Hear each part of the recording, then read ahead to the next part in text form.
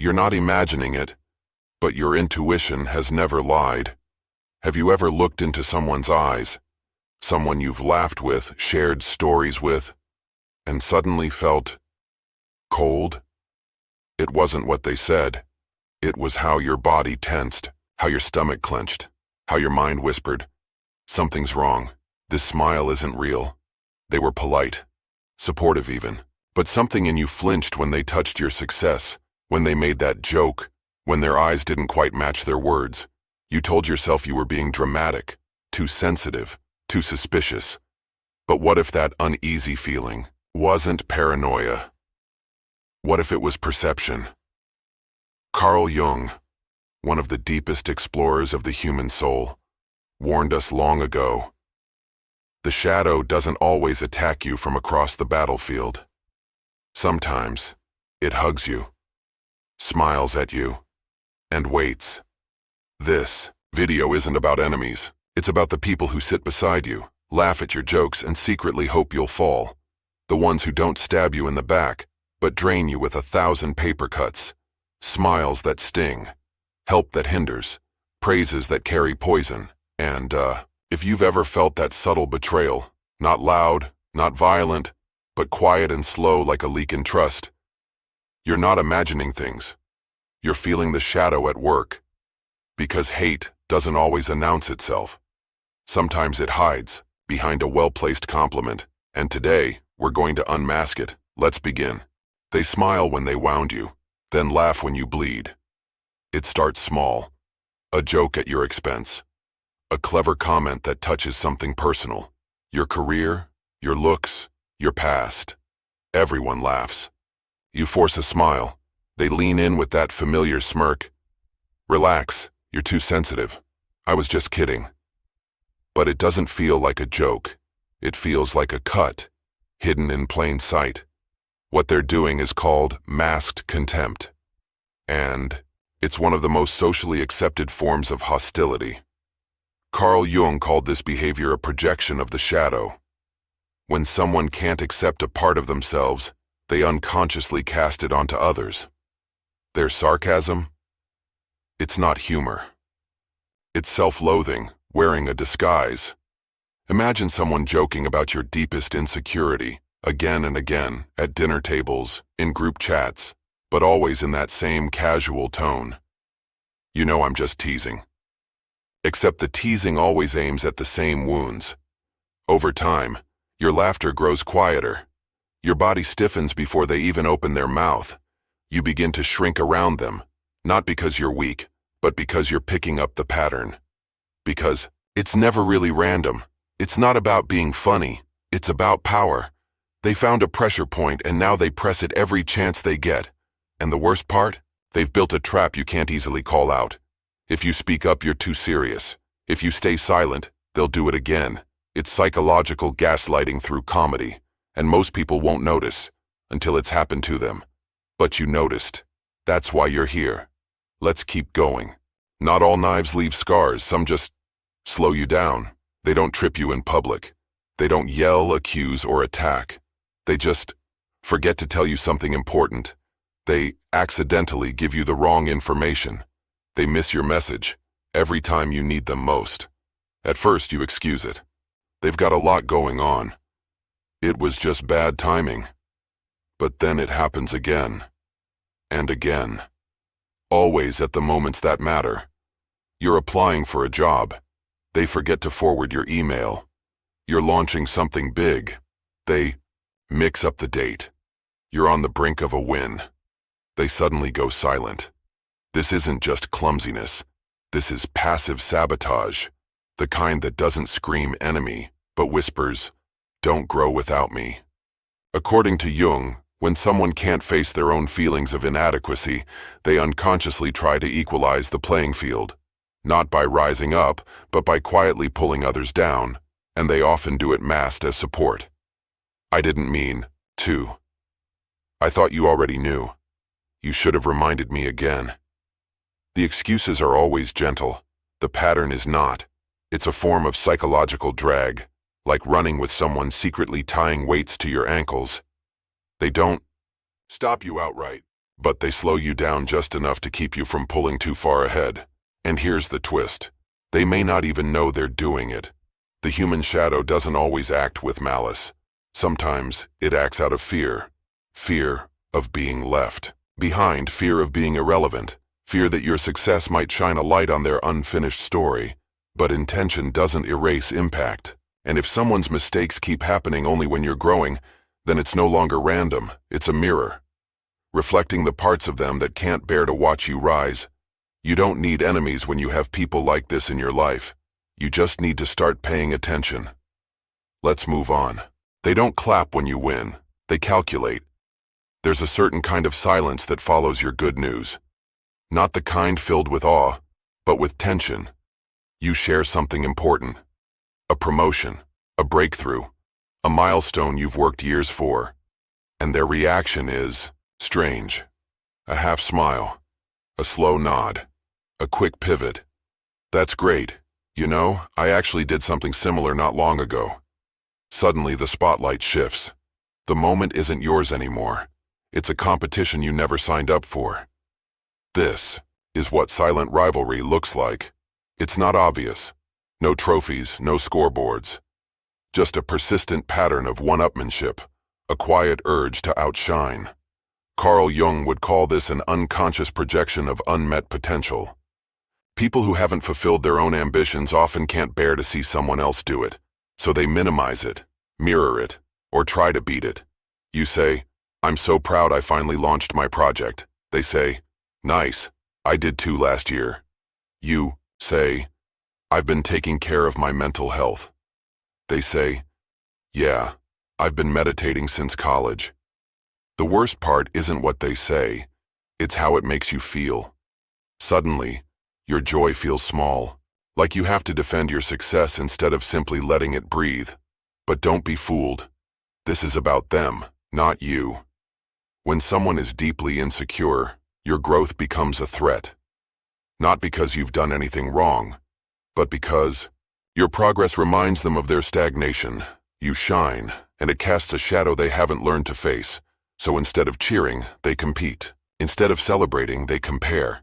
Instead of saying, "I'm proud of you," they silently ask, "But what about me?" And sometimes, their need to win isn't even conscious. It's a nervous reflex, a way of protecting a fragile sense of worth. But that doesn't make it harmless. Because when every conversation becomes a scoreboard, you stop showing up as yourself. You shrink. You censor. You share less. And that's how the game wins. So ask yourself, is their presence fueling you or quietly draining you? Let's keep going. They're there for you, just not when it counts. They show up. They text back.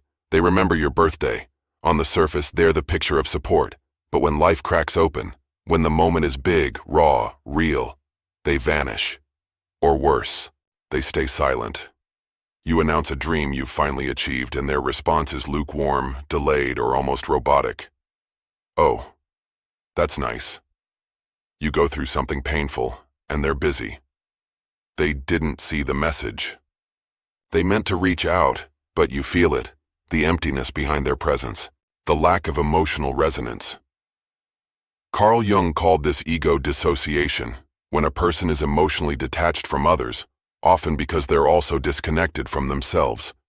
People like this might look stable on the outside, polite, consistent, even involved, but their support is a performance. There's no pulse behind it, no warmth, and when you're the one feeling everything, the nerves before a leap, the joy of a win, the ache of a failure, you start to notice who's numb to all of it. That numbness doesn't mean they hate you, but it might mean they can't access love deeply enough to give it. And here's the subtle danger. Because they're always technically there, you begin to question yourself. Maybe I'm asking for too much.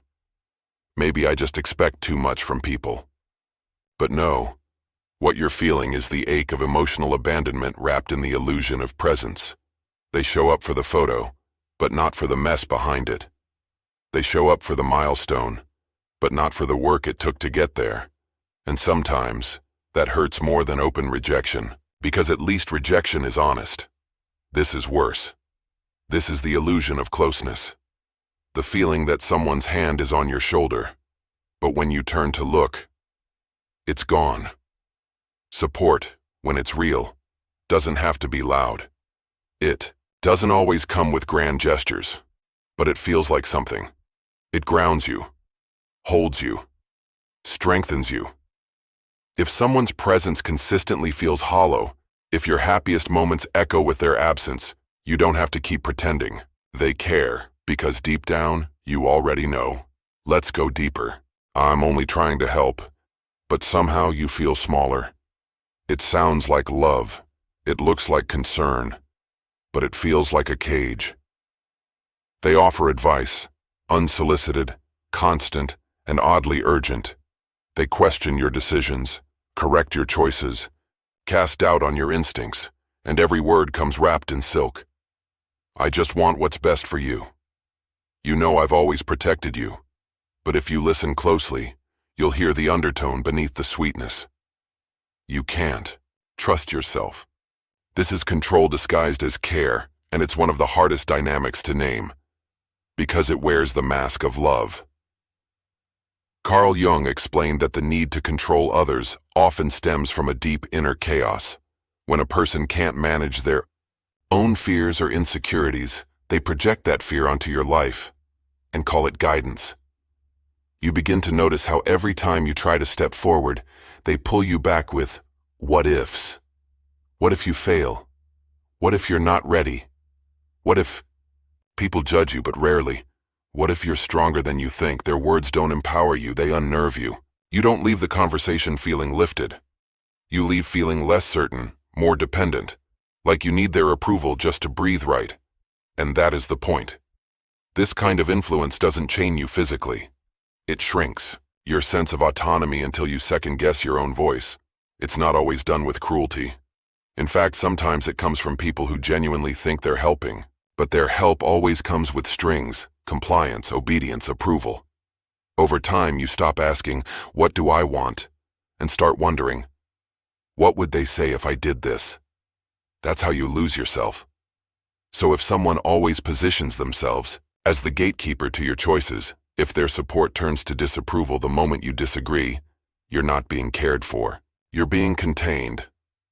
And the worst part? You'll start doing it to yourself. You'll silence your own ideas before they even reach the surface. So here's your sign. If their love makes you feel small, if their help feels like resistance in disguise, you don't need to prove your independence by fighting louder. You need to choose quiet freedom. Let's move on. They don't attack your face. They rewrite your name behind your back. You don't hear it. You don't see it. But one day, you feel it.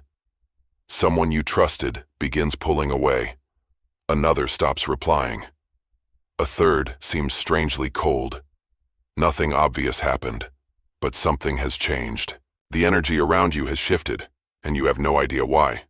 This is what covert reputation sabotage feels like. They didn't confront you.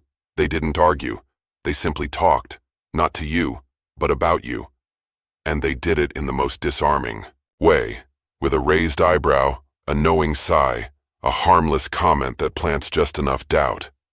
Carl Jung believed that the shadow not only projects personal insecurities, it also seeks to isolate others to protect its fragile ego. When someone secretly resents you, they may not have the courage to say it, but they'll find another way. Through whispers, rumors, half-truths. They won't say you're wrong. They'll imply you're unstable. They won't call you selfish. They'll say, "I just don't know what's going on with them lately." It's a slow erosion, not of who you are, but of how others see who you are. And suddenly you're not being treated the same. You walk into rooms and feel tension. You're left out of things you used to be included in. You feel the sting, not of hatred, but of suspicion. And worst of all, you can't defend yourself from something you can't even see. This is how emotional manipulation metastasizes. Not through war, but through narrative control. The person doing it may feel justified. They might even think they're warning others. But in truth, they're displacing their own pain, their envy, their bitterness. their fear of becoming irrelevant, because if they can't rise, they'll quietly bring others down and make sure they don't have to do it alone. So if you notice people distancing from you without explanation, don't jump to self-blame. Start tracing the web. Ask yourself, who had the motive? Who had the access? Who had the mask? Because gossip isn't just talk, it's a weapon, and sometimes the ones who wield it best are the ones you once called friend. Let's keep going. There's more. If someone can't celebrate you, they're not neutral. They're quietly grieving your rise. There's a specific kind of silence that echoes louder than any applause. The absence of joy when you succeed. You finally hit a milestone. You share it nervously, maybe even with pride, and then you wait. But the response? Muted, distant, a dry. That's cool. A quick subject change, a ghosted message. It doesn't ruin the moment outright, but it bruises it. And that bruise keeps coming back. One missed celebration, an off day, two, maybe coincidence. But if your joy consistently lands in a vacuum when they're the ones listening, you need to ask yourself a hard question. Is their silence a reflection of their love or their limitation? Carl Jung once noted that people often project their unfulfilled desires onto the success of others, not because they're evil, but because your joy reminds them of everything they haven't yet become. To someone carrying quiet resentment, your breakthrough isn't inspiring. It's destabilizing. Your happiness threatens their excuses. Your light intensifies their shadow. So instead of celebrating, they disconnect. They shift. They invalidate. It's not that big of a deal. You should have done that earlier. Well, everyone's doing that these days. Suddenly you find yourself justifying your joy, downplaying your own progress, chipping away at your self-worth so they feel more comfortable. And that, right there, is the wound. Because genuine support isn't performative. It doesn't need to be loud, but it always feels like presence, like warmth, like resonance. And when it's not there, you feel it. Even if you can't explain why. The truth is, your joy is sacred. It's not just a moment. It's a return on everything you've survived. And if someone's response consistently strips it of meaning, you don't need to fight for their validation. You need to honor your own light, even if you have to shine it alone. Let's keep going. We're almost at the truth most people never talk about. Words can lie. Smiles can deceive. But the body always speaks the truth. You don't need a confession. You don't need receipts. Sometimes all it takes is a glance, a flicker of tension, a moment too quiet, a smile that arrives half a second. Too late, you talk about something meaningful, and their eyes dart away. You mention a success, and their shoulders stiffen. You walk into the room, and their energy retracts just slightly. It's subtle, barely noticeable. But your body notices, because your nervous system is always listening. Carl Jung believed that the unconscious speaks not in words but in patterns, in posture, in micro-expressions, in silences that weigh more than sound. You've seen it before. Someone praises you, but their voice flattens. They hug you, but their arms barely close. They nod when others cheer for you, but their jaw is tight. And yet, you doubt yourself. Maybe I'm reading too much into this. Maybe I'm being paranoid again. No, you're not being paranoid. You're picking up signals your conscious mind hasn't decoded yet. Because while the face can smile and the mouth can praise, the body remembers. The body leaks truth. In fact, Jung once said, until you make the unconscious conscious, it will direct your life, and you will call it fate. That tension you feel around them? It's not fate, it's feedback. It's your intuition pulling you aside, whispering, they're not safe, watch closely. So if something feels off, if your joy always hits resistance, if their words say yes but everything else screams no, trust the part of you that doesn't speak in language. Trust the chill, the clench, the quiet. Because long before your mind explains it, your body already knows. And when you begin honoring what your body knows, you'll start recognizing not just who hurts you, but who never really saw you to begin with. Let that land. Sometimes the greatest betrayal isn't what they did. It's how long you silenced yourself about it. By now, maybe things feel a little clearer. Not easier, but clearer. You're not overreacting. You're not too sensitive. You're not imagining patterns that aren't there. What you've been feeling all along was real. Your body saw it. Your soul felt it. Your nervous system screamed it. But like so many of us, you were taught to second-guess your pain when it didn't come in loud, obvious forms. So you stayed. You smiled back. You gave the benefit of the doubt. Over and over. But here's the truth Jung would want you to remember. The most dangerous people are not the ones who scream at you. They're the ones who smile while slowly draining your soul. You don't need an apology. You don't need a dramatic exit. You just need to stop explaining away what already hurts. Because noticing is the first act of healing, and the quietest kind of freedom is when you no longer need to be understood by someone who's already decided not to see you clearly. If this spoke to something in you, somewhere tender, somewhere tired, then hold it gently. Don't let it dissolve into the next scroll. Take a breath. Save this for when you need to remember what your body already knew. And if you want more moments like this, more quiet awakenings that hit exactly where they're meant to, you know where to find us. Subscribe to Mind Lens, not for noise, but for truth, the kind that waits in silence. We'll see you in the next video.